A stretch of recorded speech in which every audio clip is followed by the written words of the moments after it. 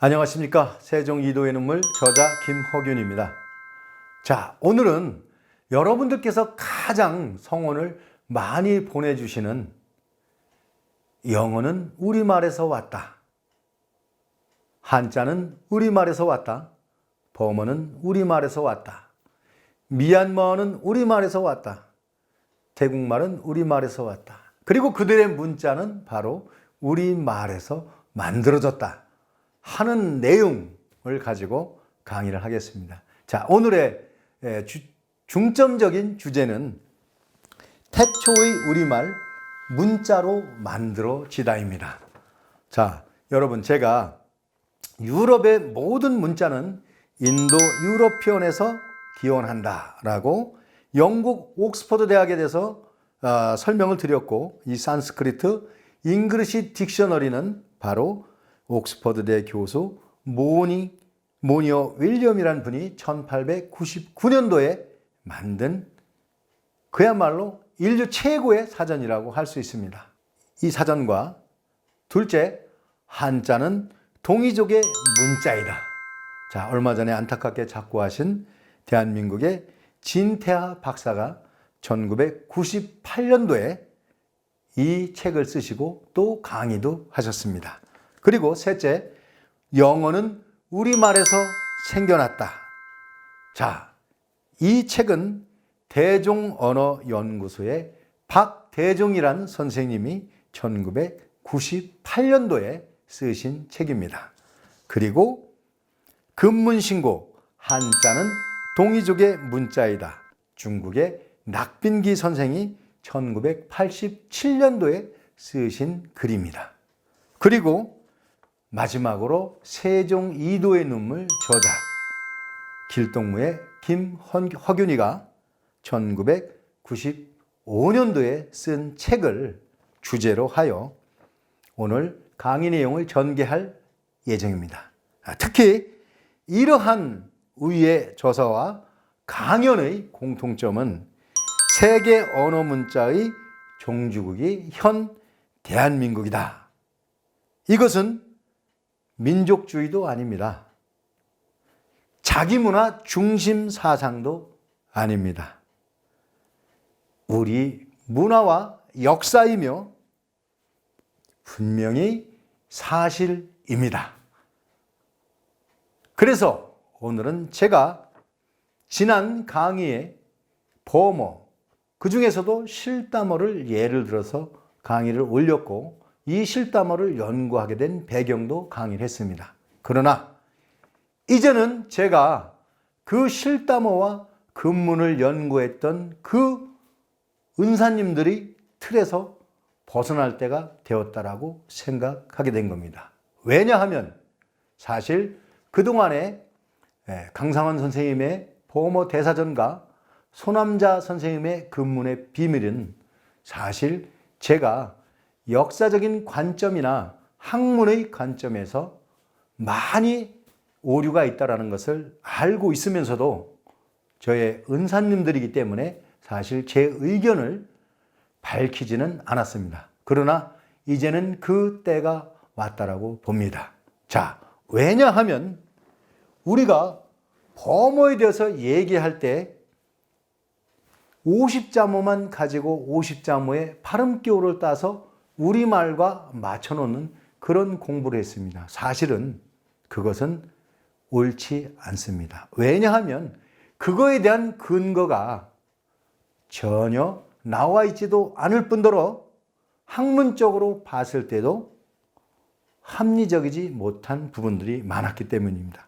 특히 최근에 제가 모 국문학 교수님이 식년제가 다가와서 일본으로 실담어, 즉 범어 공부를 하러 가신다고 하시는 분이 있었습니다. 그래서 아니, 우리말이 범어인데 뭐 일본까지 가서 공부하시려고 합니까? 했더니 그분이 자기 나름대로 연구하면서 나타난 문제점들을 말씀하시는데 제가 사실 조금 부끄러운 점도 있었습니다. 왜냐하면 그분은 우리가 혹은 제가 연구에는 범어 경전 적어도 14개 이상의 경전을 저와 같이 열심히 연구하셨기 때문입니다. 그러면서 거기에 나오는 그 글자들의 체문이 그동안에 강상원 선생님께서 강의하신 내용과 부합하지 않는 내용들이 너무 많았기 때문입니다.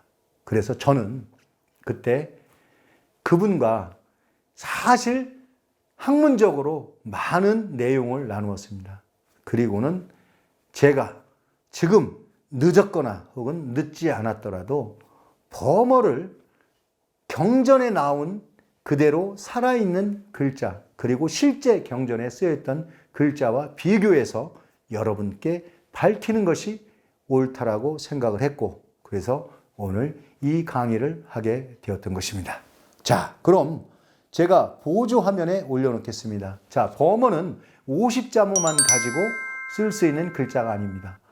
경전을 보면 그 50자모의 의문이 변하여, 즉 체문에는 여러 가지의 의문으로 변화되어 나타납니다. 이런 부분들이 전혀 그동안에는 다루어지지 못했습니다.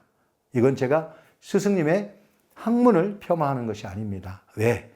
경전에 나와 있는 증거물들이 있기 때문에 그렇습니다. 그래서 제가 오늘은 강 박사님의 범어 대사전에서는 체문의 변화가 표식되지 않아서 실제 경전에서 찾을 수 없는 이러한 단점이 있는 것을 여러분께 솔직히 밝히고, 범어 학자들이 이로 인해 불신을 갖고 하여 우리 한국에서의 범어 연구가 아니고 대만이나 일본으로 연구를 하려 하는 그런 안타까운 마음을, 다시는 우리가 그런 일들이 일어나지 않고 우리 스스로가 학문을 펼쳐나갈 수 있는 그런 기본을 만들겠다, 전초 기지를 만들겠다 하는 뜻에서 제가 여러분께 밝히는 것입니다. 자, 먼저 우리가 아자라고 표기하는 이러한 범어의 문자는 범어로 쓸 때는 이렇게 써놓는데, 아가 장음일 때는 이 아자에다가 오른쪽에 반원을 그려서 장음 표시를 합니다. 그래서 아자가 또 다른 의미로 쓰입니다. 그리고 예를 들면 카자를 이렇게 써놓으셨을 때 카가 장음을 표시하게 되면 키로 발음이 변합니다. 그러면 카가 키로 되고 장음은 이렇게 오른쪽에 길게 내려긋는 글자 형태로 나타나고 체문으로는 바로 이렇게 표시하는 겁니다. 지금 제가 예를 들어 놓은 몇몇 자의 글자는 결국 아나, 이나, 우나, 에나, 아이나, 아우나 이러한 글자들이 변하는 것을 제가 명확히 경전에서 예를 들어놓은 것입니다. 그러므로 앞으로는 사실 범어 공부를 제대로 하시려면 이러한 체문에 쓰이는 의문의 원리도 여러분들 정확히 아셔야 됩니다. 자, 그러면 이러한 원리들을 적용한 제가 서적들을 조금 잠깐 소개를 해드리면서 강의를 이어나가도록 하겠습니다. 먼저 범당 소식이라는 이러한 책이 있습니다. 이 범당 소식을 제가 우리말로 해석을 한다면, 천지시운이 돌고 돌아 자꾸 변화하는데 일월이 내왕하고 영고와 성세가 이루어지며, 이러한 내용들이 우리말인 문자로 변화하여 왔다. 즉 15,000년 전의 우리말이 세계 문자의 태초 소통 언어로 시작되었다. 그래서 저는 범당 소식을 이러한 책을 읽고 범어 천자문, 범화 천자문을 읽고 경전 14개 이상의 경전을 읽으면서 이렇게 터득하여 제가 우리말로 이렇게 표기를 하였습니다. 자, 현대를 살아가는 세상을 물질 만능 시대의 척도를 우리는 돈이라고 하죠. 저는 우리가 살아가는 척도를 학문이라고 생각합니다. 자, 그러면 돈이 옳으냐, 학문이 옳으냐, 무엇이 옳은가에 대해서 알아보겠습니다. 자, 여기에서 옳은가는 마땅하다라는 뜻입니다.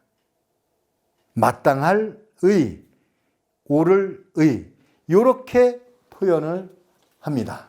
자, 범어로는 보조 화면이 나가고 있습니다. 맞다라고 이렇게 씁니다. 자, 여러분들 이러한 체문은 잘 못 보셨죠? 이게 경전에 나와 있는 그대로 살아있는 문자입니다. 맞다 이렇게 되어 있습니다. 그래서 장음은 발음 기호 위에 길게 표시를 해줍니다. 맞다. 맞다는 한자로 이렇게 옳을 의자를 쓰고 옳다, 마땅하다 이렇게 해석합니다. 자, 이것을 동국정운에서는 옳을 의해서 의인데 아래에 발음이 안 되는 이응자가 추가되었고요. 범어 천자문에서도 맞다라고 되어 있고요. 당범 문자에도 맞다라고 되어 있습니다. 아, 맞다. 맞아. 지난번에 내가 우리 선생님한테 우리 말이 세계 모태 언어고 종주국 언어라고 들었는데 맞다. 맞아. 자, 이렇게 표현하죠. 자, 전라도 지역에서는 아따, 맞아. 맞소. 이렇게 얘기하죠. 우리 충청도에서는 그류, 맞아요. 이렇게 얘기합니다. 이것이 바로 맞다입니다.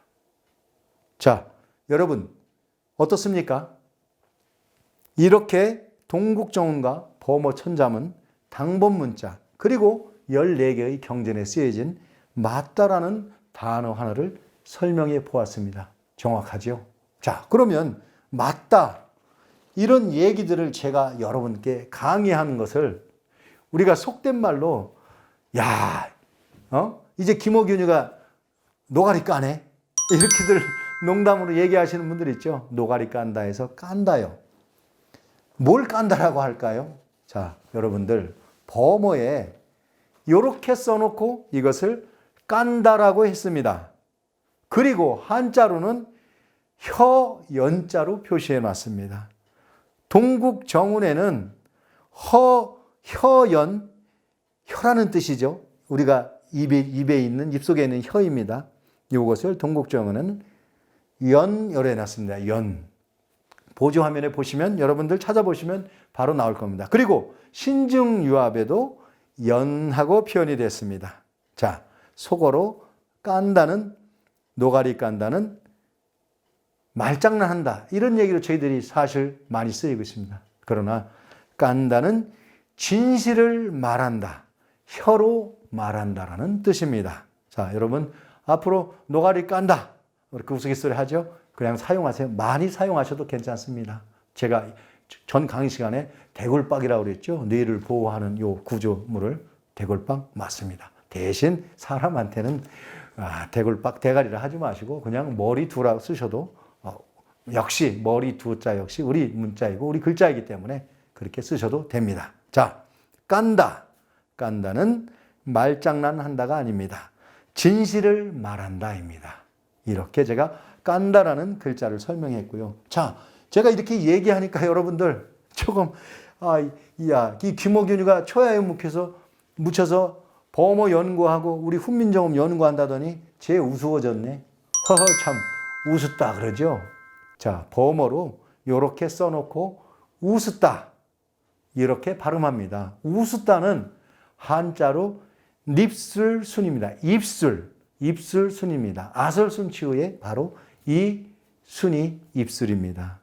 동국정운에는 쌍시읒을 써서 쉬운 해놨습니다. 쉬운. 이게 우리 옛날 600년 전에 세종대왕 시절의 발음입니다. 쉬운 해놨습니다. 이것이 바로 입술순이고 범어 천자문에도 우숫다라고 기록하였습니다. 자, 우숫다는 입가에 미소를 띄운다. 즉 입술을 의미하는 겁니다. 우리가 입술 웃음을 웃는다 그러죠. 그냥 하하호호 웃는 것보다 오히려 흐뭇하게 웃는 미소에 우리가 예를 들면 선생님이 나를 그렇게 봐주시고 입술로 웃어주시면 사실 하하호호 웃어주시는 것보다 훨씬 더 저는 행복합니다. 입술로 웃어주시는 어머님, 아버님이 저는 훨씬 더 저한테는 가슴에 와닿습니다. 자, 우리 충청도에서 방언으로 해봐유 그러죠. 해봐유, 뽀뽀해봐유. 이때 입술손, 웃었다, 입술을 마주치다라는 뜻으로 쓰이는 거고요. 자, 저 호남 사람들은 우스갯소리 야, 좀 희봐. 해봐도 아니죠. 희봐 그러죠.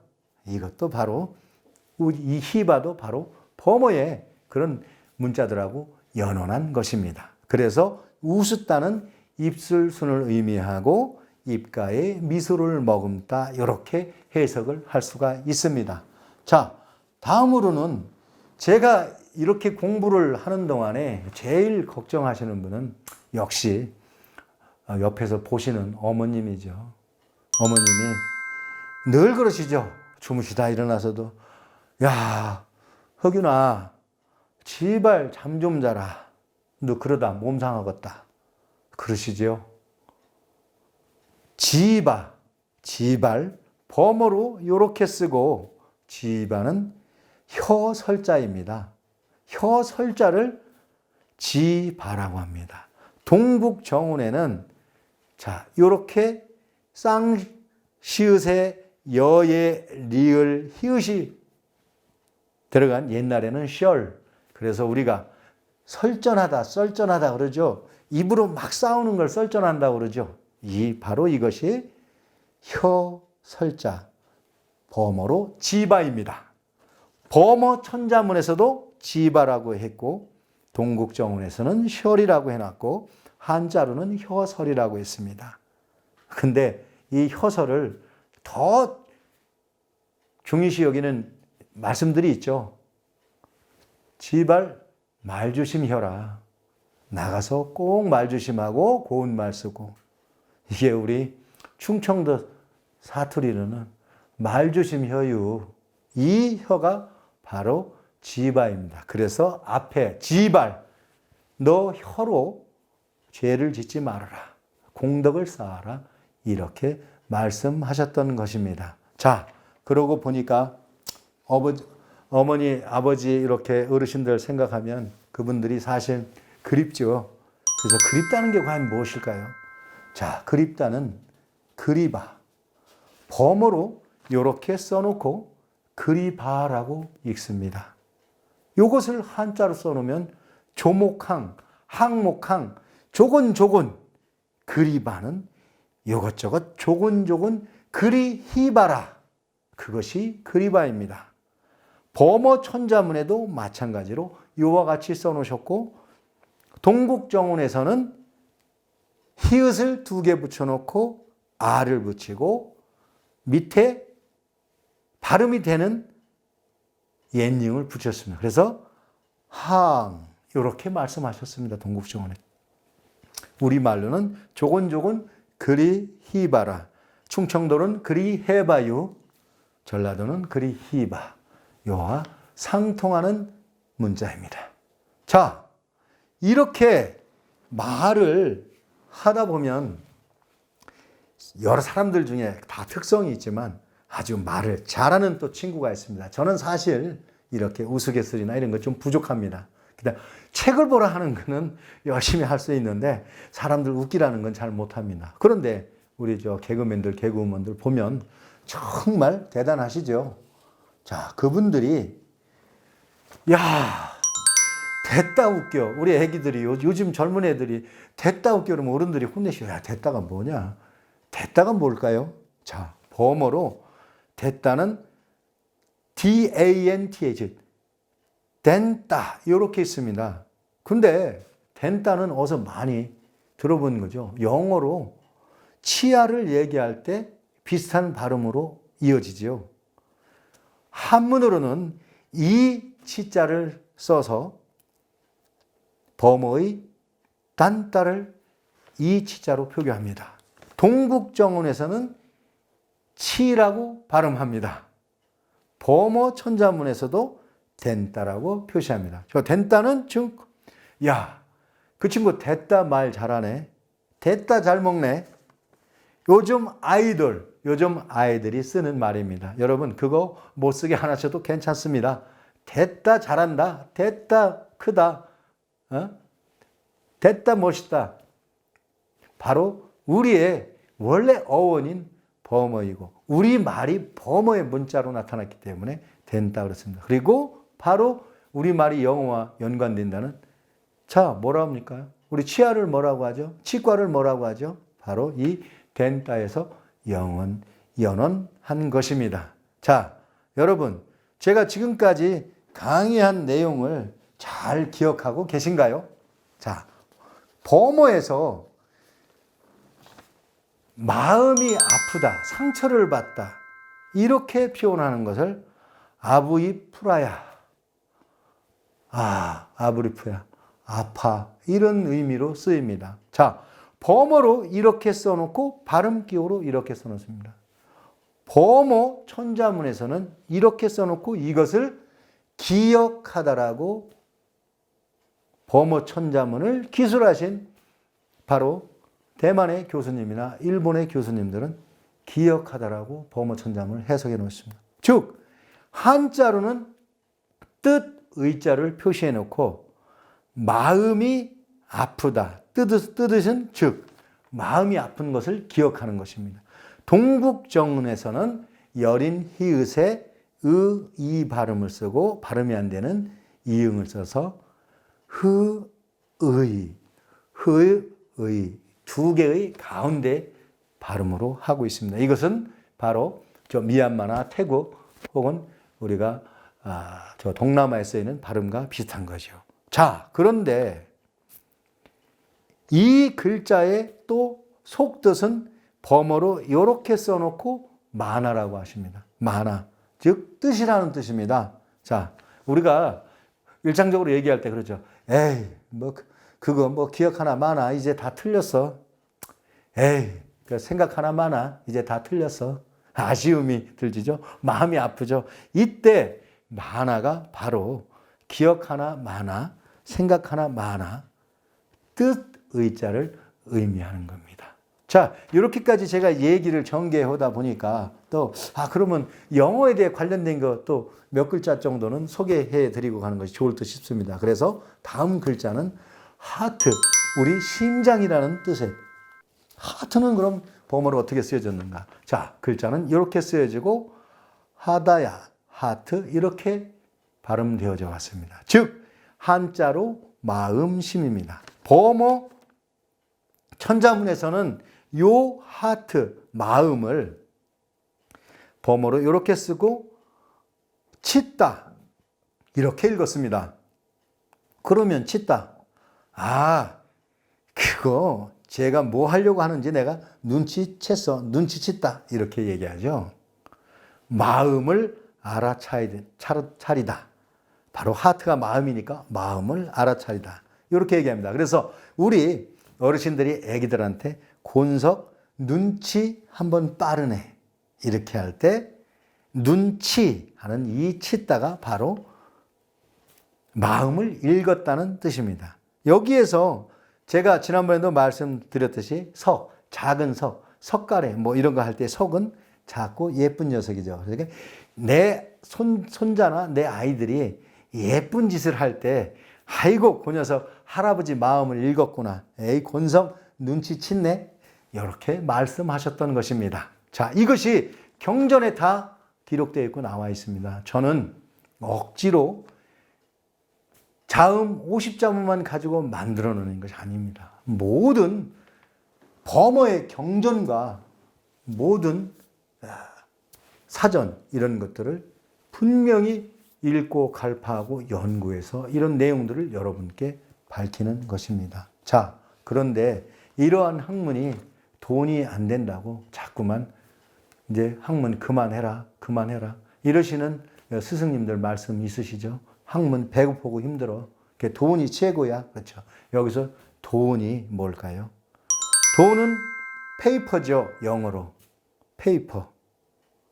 범자로 이렇게 써놓고 페이퍼, 페이 이렇게 합니다. 한자로는 이렇게 써놓고 돈 전자라고 읽습니다. 동국정운에는 전하고 있는 게 쩐이라고 하는 겁니다. 바로 뭐니 뭐니 해도 쩐이 최고야. 그리고 쩐은 전대에다가 잘 넣어서 다녀야 돼. 바로 이 화폐가 쩐이고 페이고 그렇습니다. 자, 우리 먹은 거 오늘 더치페이에 우리 전문 사람들 그러죠. 그 페이요. 바로 이 쩐을 의미하는 것입니다. 이렇게 영어하고 연관성되는 것들도 이렇게 많이 나타나고 있습니다. 그러면 이 쩐의 단위를 우리가 루피 뭐 혹은 달러 이런 말들 하시죠. 자, 이때 루피 범자로 이렇게 써놓고 루피아, 루피 그럽니다. 그리고 이것을 한자로 표현하면 은자를 씁니다. 동국정운에서도 은입니다. 옛날엔 금보다 은을 더 귀중히 여기셨죠. 그런데 범어 잔명에도 바로 똑같은 글자를 써놓으시고 루피아, 즉 화폐 단위를 그렇게 기록해놨던 겁니다. 자, 그래서 야, 그건 몇 루피야? 몇 루피는 줘야 사지? 이에서 화폐 단위 루피가 바로 범어 혹은 이 말이 바로 옛날에 우리 말 쩐에서 연원된 것이라고 할 수가 있습니다. 자, 그런데 제가 훈민정음 강의를 하면서 살리는 글자, 죽이는 글자 이거에 대해서 제가 강조 많이 했습니다. 정말 우리 살리는 글자 훈민정음 28자 살렸어야 됩니다. 제가 왜 갑자기 이 얘기를 하느냐. 자, 우리가 죽이다 하면 한자로는 죽일 살자를 씁니다. 동국정운에서도 시읒에 아에 리을 히읗 하여 살해하다, 죽이다 이 뜻을 두고 있습니다. 범어로는 말아야입니다. 범어로 이렇게 써놓고 발음은 말아야. 자, 우리가 뭐뭐 하지 말어, 뭐뭐 하지 말어 이 어원이 바로 여기서 나왔던 것입니다. 자, 우리가 어렸을 때 지렁이나 뭐 이런 뱀들 이런 거 막 죽이고 때리고 하는 그런 장난하면 어른들이 지나가시다. 얘야, 그것도 생명이요. 살려고 나온 건데 죽이지는 말어. 알았지? 그 옆에다 좀 살려줘. 이렇게 어른들 말씀하시고 하시죠. 맞습니다. 말아야. 이것이 죽이지는 말아야. 생명을 해하지는 말아야. 이 뜻입니다. 생명 소중한 것입니다. 자, 여러분들 지나가는 개미 한 마리라도 혹은 집에 들어온 벌레 한 마리라도 절대로 함부로 죽이지 마시고 쓰레바지나 이런 데 조심스럽게 쓸어서 밖으로 내어서 살게 해주는 그런 마음을 갖도록 합시다. 자, 그런데 우리에게 정말 살아가면서 소중한 가족과 같은 그러한 또 동물이 있습니다. 그게 뭐냐면 소라는 동물입니다. 자, 우리가 어렸을 때 어르신들이 지게를 짓는데 지게 위에 짐을 담는 그릇을 쌀이나무로 이렇게 부채살 모양으로 만들죠. 그걸 우리가 바수거리라고 했습니다. 자, 이 바수거리 용어가 어디에 나왔을까요? 자, 바수는 바로 범어로 이렇게 쓰고 이거는 소라는 뜻입니다. 우리가 얘기하는 소입니다. 그래서 한자로는 이와 같이 쓰고 소우라고 했던 것입니다. 마찬가지로 이 소우는 모든 경전에 다 이렇게 쓰여집니다. 그런데 범어 천자문에서 소를 이렇게 범어로 써놓고 가바라고 가베, 개비 이렇게 써놓으셨습니다. 즉, 이 개비가 소라는 뜻인데 우리 어렸을 때 어르신들이 장에 가시면서 인사를 드릴 때 어르신 어디 가셔요? 그러면 그 어르신이 장에 소 개비하러 가네. 너는 어디 가? 이러셨죠? 이때 소 개비하러 간다. 사실은 소와 개비는 같은 용어입니다. 즉 소를 바꾸러 간다. 이럴 때 개비하러 간다 하셨습니다. 이 개비가 바로 소를 의미하고요. 바수거리는 소의 등에다 등짐을 얻는 그러한 도구도 바수거리라고 했습니다. 즉 소의 등에 얹는 것이라고 했습니다. 그리고 동국정운에는 소우라고 똑같이 표기를 해놨던 겁니다. 자, 우리는 이러한 생활에서 근접한 이런 내용들이 전부 녹아있던 것을 지금은 하나하나 잊혀져 가고 있습니다. 바수거리, 우리 아이들 잘 모를 겁니다. 그 다음에 소를 개비하러 간단 말도 잘 모를 겁니다. 자, 그렇습니다. 자, 이 소는 또 운반수단을 합니다. 그러나 소나 말 이러한 운반수단이 있기 전에 가장 먼저 운반수단으로 가장 많이 쓰였던 것은 그래도 특히 서울, 강원도, 저 경상도까지 운반을 하루 만에 할 수 있었던 것은 바로 배라는 수단이 있었기 때문에 그렇습니다. 자, 근데 범어로 배는 나라다, 나르다입니다. 범어로 이렇게 써놓고 발음하기는 나르다입니다. 한자로는 이렇게 써놓고 거룻배 위라고 했습니다. 자, 거룻배는 뭐냐? 도시 없는 작은 배를 거룻배라고 합니다. 그러면 우리는 옛날 배로 물건을 수송하는 것을 나르다 했던 것입니다. 동국정운에서는 위, 거룻배 위 똑같이 써놨습니다. 범어 대사전에서도 나라다 이렇게 했습니다. 그런데 나르다, 나르다 이런 행위들은 사람들이 하죠. 범어 대사전에 나라, 범어로 이렇게 써놓고 나라 하셨습니다. 나라는 사람을 의미하는 내용입니다. 자, 그래서 도시 없는 작은 배로 실어 나르다, 실어 나르다 이렇게 표현했던 것입니다. 자, 나르다가 이렇게 어원이 연원했던 것입니다. 자, 그러면 우리가 나룻배에다가 나무를 해서 땔감을 내다 팔기도 하고 혹은 목재를 큰 목재를 실어서 도성에 집을 짓는데 팔기도 하였습니다. 이때 작은 가지를 치고 합니다. 혹은 나무를 합니다. 이때 그 가지를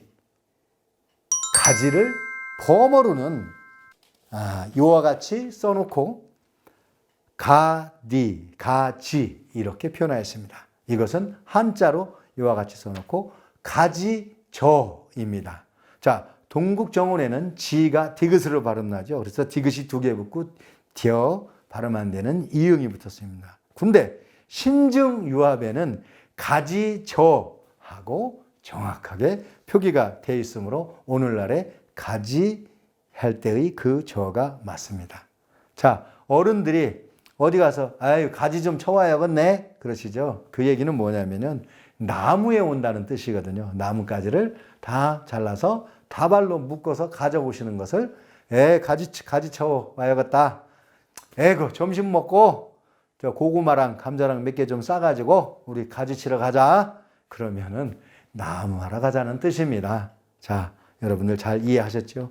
자, 그런데 이 가지는 그래 조금 굵은 나뭇가지를 의미했는데 이거보다 더 작은 가지를 뭐라고 할까요? 나뭇가락, 젓가락 이렇게 하죠. 바로 더 가늘다는 것을 가락이라 했습니다. 그래서 범어로 가락이라 이렇게 범어로 써놓으시고 숟가락, 시자라고 한자로는 표현했습니다. 숟가락시, 젓가락, 가지죠. 숟가락시 이렇게 동국정으로는 쌍시읒을 해놓고 시, 그 다음에 발음 안 되는 이응을 해서 시 그랬습니다. 자, 근데 우리가 어렸을 때 제사 지낼 때 큰애야 시저 올려라. 자, 시저 올려라면 무슨 얘기인지 여러분들은 잘 모르겠죠. 시저는 뭐냐면 젓가락과 숟가락을 올리라는 뜻입니다. 즉 제례할 때 숟가락과 젓가락을 국과 밥에 올려놓는 행위를 음식에 올려놓으라는 것을 바로 시저 올려라 이렇게 하셨던 것입니다. 그리고 또 밥을 올려라 하면은 매를 올려라, 또 국을 올려라 이렇게 했습니다. 탕 올리시게, 재관 이제 탕 올리시게. 이러한 내용과 일맥상통한 제례에서의 시저 올려라 하는 것은 젓가락, 숟가락을 올려라 하는 것입니다. 자, 여러분들 이런 용어들 어른들이 쓰실 때 한번 유심히 들어보시고 어르신 요거 시저가 우리 범어인데요 하고 말씀을 드려보는 것도 괜찮을 것 같습니다. 자, 그런데 옛날에는 제기를 쓸 때는 그것을 흙으로 구워서 만들었습니다. 자, 이 흙으로 구워서 만든 거는 우리가 항아리라고 했습니다. 그래서 항아리, 한자로는 항아리 병이 흙으로 만든 항아리를 말하는데, 범어로는 가야사 이렇게 했습니다. 이건 뭐냐? 가야라는 나라는 토기로 잘 대변되는 나라죠. 그리고 철기를 쓰는 문화였죠. 가라. 그 다음에 신라. 여기는 다 철기 문화를 가지고 바로 한반도에서 나라를 세우고 만들었던 우리의 역사입니다. 이때 가야는 자, 범어 천자문에서도 가라카 해서 가라 했습니다. 자기 항아리를 잘 만드는 나라. 자, 여기서 항아리는 낮은 온도에서도 됩니다. 만들어집니다. 그래서 옛날에 신석기나 청동기 시대에도 항아리나 그릇들은 구워서 만들었습니다. 근데 이 구워서 만들 때는 온도가 중요합니다.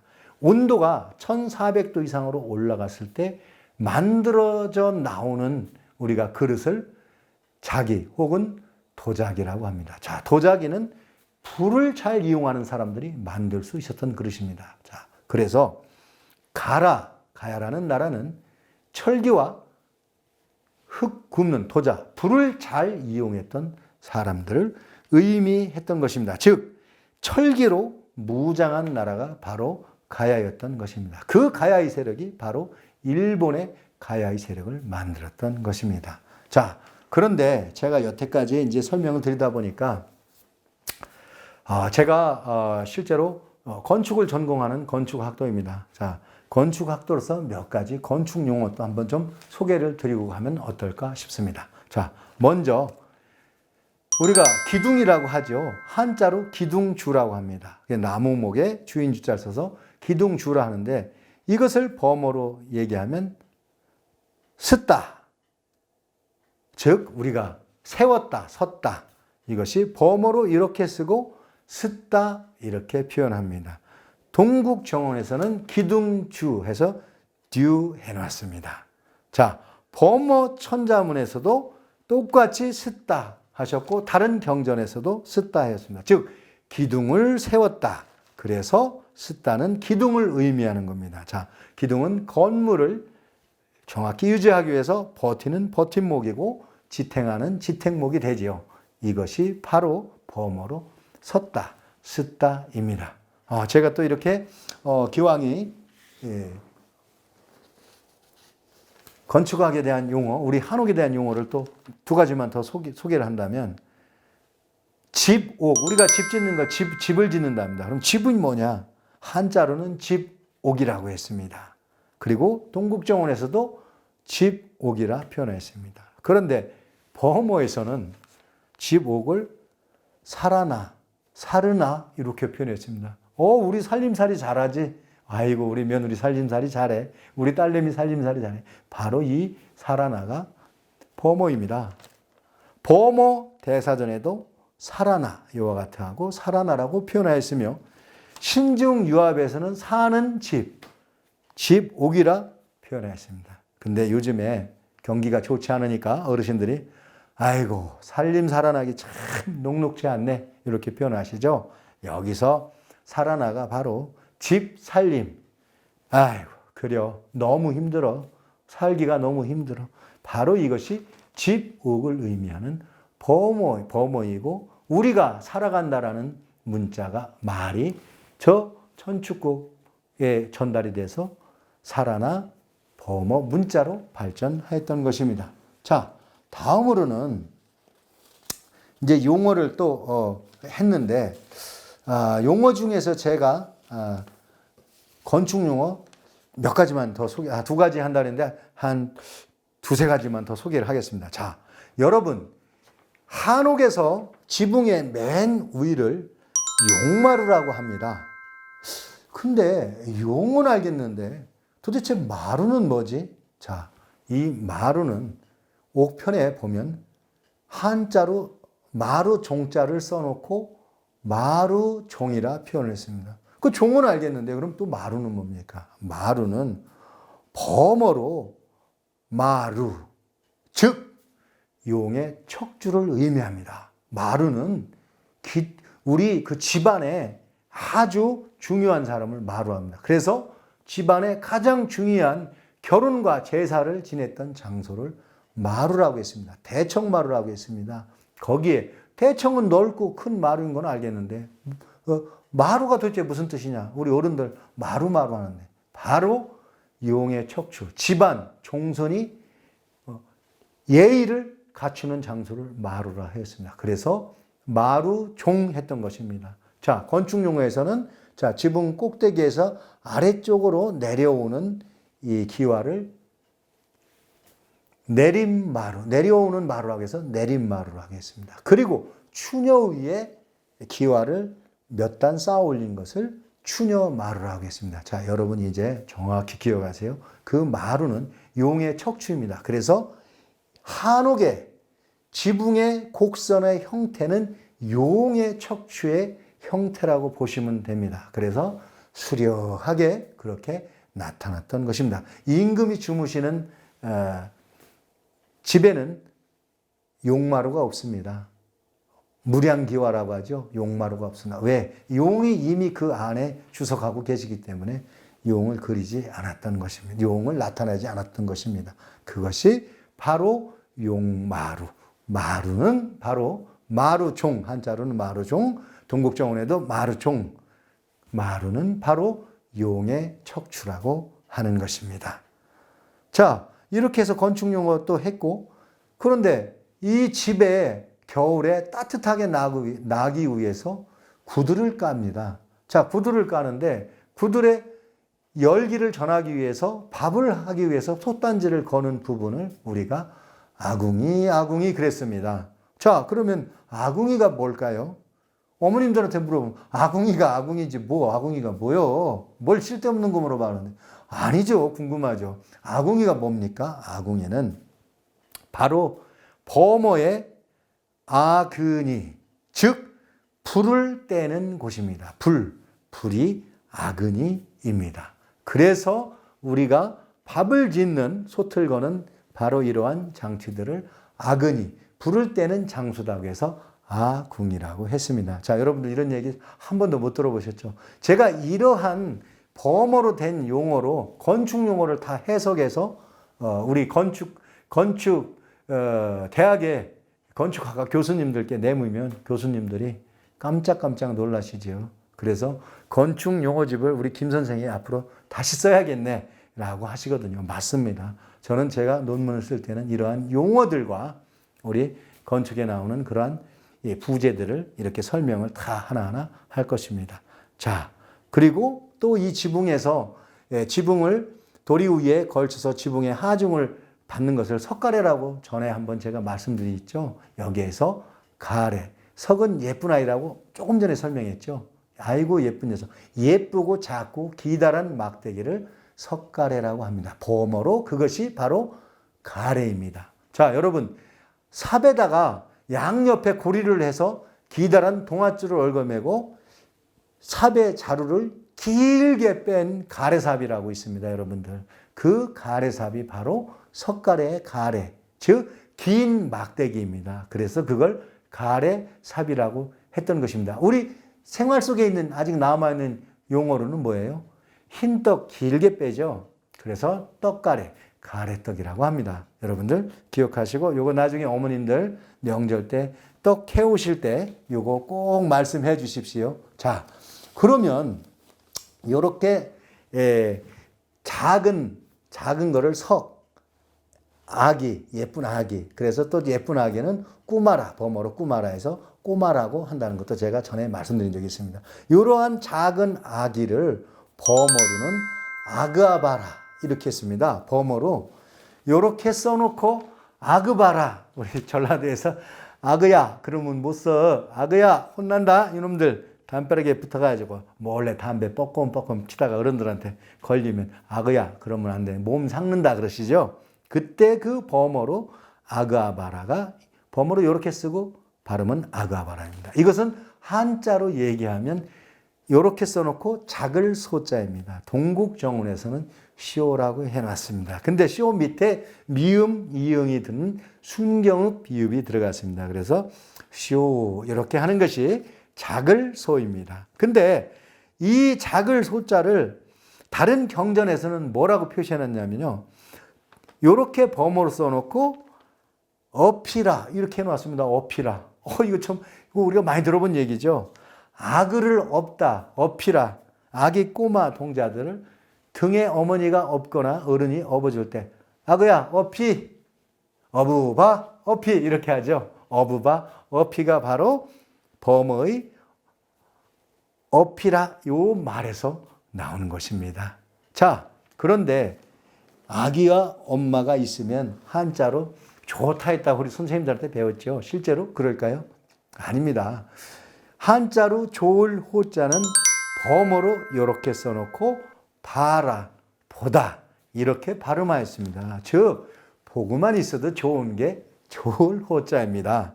동국정운으로는 마찬가지 호라 써놓고 밑에 순경읍 미음을 써서 호 이렇게 했습니다. 아니면 좋은 겁니다. 그래서 범어 천자문에도 마찬가지로 봐라 이렇게 써놓으셨습니다. 범어로 이렇게 쓰고 발음은 봐라입니다. 자, 우리가 그 유행가 중에 이런 거 있죠. 그저 바라볼 수만 있어도 좋은 사람. 이때 그저 바라만 봐도 좋은 사람이 바로 범어로 바라입니다. 여러분, 제가 우스갯소리를 이렇게 했으니까 자, 여러분 노가리 깠죠? 깐다. 여러분들한테 이렇게 말했죠. 자, 그런데 아이고 여태까지 공부하느냐고 힘들어 죽겠네. 저 양반 참 말도 많네. 이렇게 또 생각하시는 분도 있을 거 아닙니까? 근데 사실은 중요한 얘기입니다. 에이, 들어봐서 이제 더 이상 못 듣겠네. 이렇게 생각하죠. 이때 들어봐, 더러워는 한자로는 더러울 추, 한자로 이렇게 써놓고 더럽다라고 했습니다. 자, 더럽다는 게 뭐냐? 범어로 이와 같이 써놓고 들어봐. 아이, 들어봐 그럽니다. 이것이 범어 천자문에도 들어봐 이렇게 써놓으셨고요. 동국정운에서는 한자를 의문으로 빌렸으니까 추하고 더러울 추자를 동국정운에 썼는데 마찬가지로 순경읍 미음을 썼기 때문에 추 이렇게 하셨습니다. 이것이 에이 참 더러워. 나 이제 저놈하고 통원 못하겠네. 나 참. 그거 10원 20원이 뭐다고 그걸 속여. 이렇게 얘기하시죠. 에이 더러봐 참. 나 참 못해 먹겠네. 직장생활 하다가 스트레스 받을 때 그렇죠. 에이 더러워 못해 먹겠네. 지금 우리 촬영 감독님 표정이 아이 더러워 못해 먹겠네. 왜 이렇게 길게 하는 게 30분만 한다더니. 근데 정말 중요한 얘기이기 때문에 조금 더 하는 겁니다. 촬영 감독님 좀 이해하실 걸로 생각을 하고요. 에이 더러봐. 더러울 추자라는 것이 바로 우리 범어이고 우리 말에서 범어로 이렇게 쓰여지고 한자로 이렇게 쓰여졌다는 것을 분명히 기억해 주겠습니다. 그러면 더러우면 씻어야죠. 자, 오늘의 마지막입니다. 자, 더러우면 씻어야 하잖아요. 그러면 어떻게 씻습니까? 야, 네 가갖고 좀 씻고 와라. 아니면 소부, 허유가 더러운 말, 임금이 되라는 말을 들었다고 해서 길을 씻었다는 그런 얘기들이 있죠. 그때 길을 씻다, 씻갔다 이러죠. 자, 범자로 이와 같이 써놓고 씻갔다, 씻었다 이렇게 말합니다. 자, 근데 이것을 한자로 표기하면 모래사입니다. 모래로 뭔가 씻는다는 뜻입니다.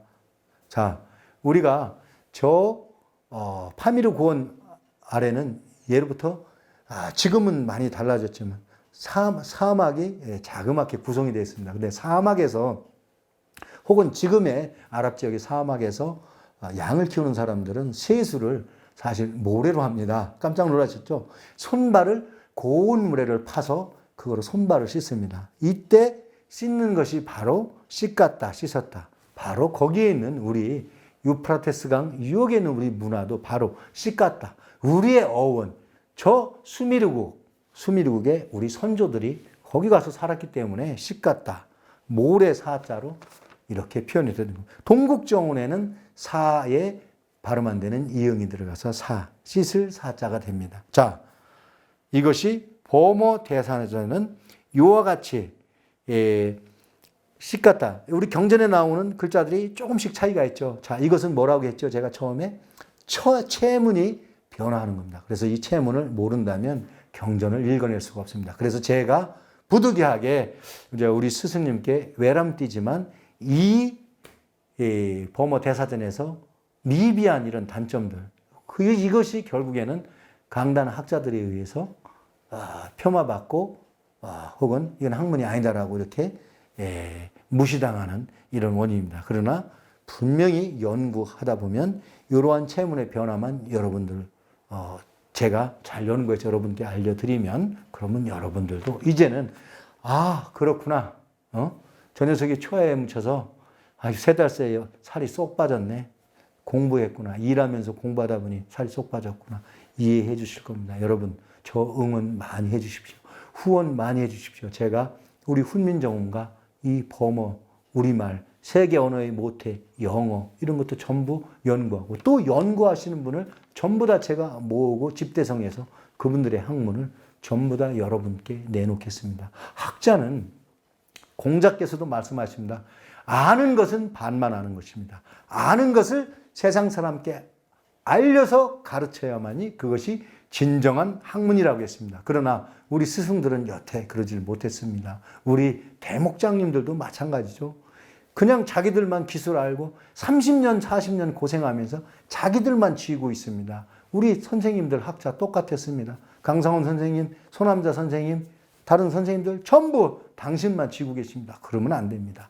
그걸 제자들에게 가르치고 세상에 널리 알려야 됩니다. 그래서 저는 제가 공부해서 터득한 이런 내용들은 하나도 숨기지 않고 여러분들께 전부 다 아낌없이 드릴 겁니다. 왜? 이것은 만년세세 우리 조상들로부터 물려받은 것이지 내가 한 것이 아닙니다. 그런 학문은 반드시 후세에게 정확히 전달이 됩니다. 그래서 우리 말과 우리 언어, 우리 문자가 세계 문자의 최고의 모태 언어다라는 것을 자꾸 가르쳐서 우리가 자긍심을 갖고 더 공부를 열심히 하게 만들어야 됩니다. 영어도 열심히 하고 프랑스어, 독일어도 열심히 하고 이태리어 열심히 하고 성악 열심히 하고 그러다 보면 현재 역사는 이미 다 망가졌습니다. 우리는 역사를 다 잃었습니다.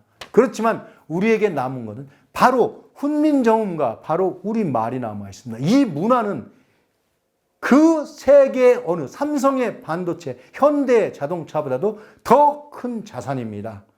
제가 그랬죠. 우리 청년들이 세계 콩쿠르를 제패합니다. 세계 대중가요를 석권합니다. 세계 문화를 석권합니다. 세계 디자인을 석권합니다. 왜요? 우리 그런 문화를 갖고 있기, 훈민정음을 갖고 있고 우리가 우리 언어를 갖고 있기 때문입니다. 우리 문화를 갖고 있기 때문입니다. 제가 여러분들한테 가끔 어리석은 조선의 원숭이라고 하는 것은 답답해서 그러는 겁니다. 왜? 훈민정음을 전부 빼앗기고도 잃고도 훈민정음이 죽음의 글자로 바뀌었음에도 불구하고 그걸 고치지 못하는 게 안타까웠습니다. 이것만 고쳐낸다면 우리 대한민국이 세계를 전부 정복하고 세계를 이끌어 나갈 겁니다. 그래서 제가 이렇게 애를 쓰고 있는 겁니다. 여러분, 저를 도와주십시오. 예, 오늘부터는 제가 후원 계좌도 올려놓겠습니다. 후원해 주십시오. 제가 이 후원금으로 주변에 저보다 더 머리가 좋고 명석한 후학들을 열심히 가르쳐서 이 학문을 세상에 모두 전파시키고 세상의 문화를 지배하게 하겠습니다. 자, 여러분, 제가 마지막에 손반 모음을 모래로 씻었다 하면서 씻갔다 모래사찰을 마지막으로 표현했는데 저도 더 수행을 해서 제 마음을 닦고 닦겠습니다. 제 마음을 어떻게 갈고 닦냐? 자, 갈고 닦다를 범어로 갈았다 그럽니다. 갈았다는 우리말로 맷돌입니다. 저는 우리의 문자, 우리의 언어를 맷돌로 갈아서 콩으로 두부를 만들어내듯 정말 최선을 다해서 밤새 그 콩물을 끓여서 두부를 만드는 일을 하겠습니다. 그게 바로 훈민정음 28자를 살려내고 그리고 우리말을 우뚝 서게 하는 것입니다. 그래서 제가 마지막으로 열심히 맷돌을 갈겠다라는 약속을 드리면서 오늘 범어, 이것이 진짜 범어이다. 우리말이 태초 문자로 나타난 것 중에 하나가 바로 이 범어이고 한자이다. 훈민정음은 우리 최고의 문자이다. 이렇게 마지막으로 강조하면서 오늘의 강의를 허균이가 노가리 깠다라고 표현하면서 진실을 말하였다. 깠다. 진실을 말하였다. 라고 말씀드리면서 강의를 마치도록 하겠습니다. 지금까지 세종 이도의 눈물 저자 김허균이었습니다. 감사합니다.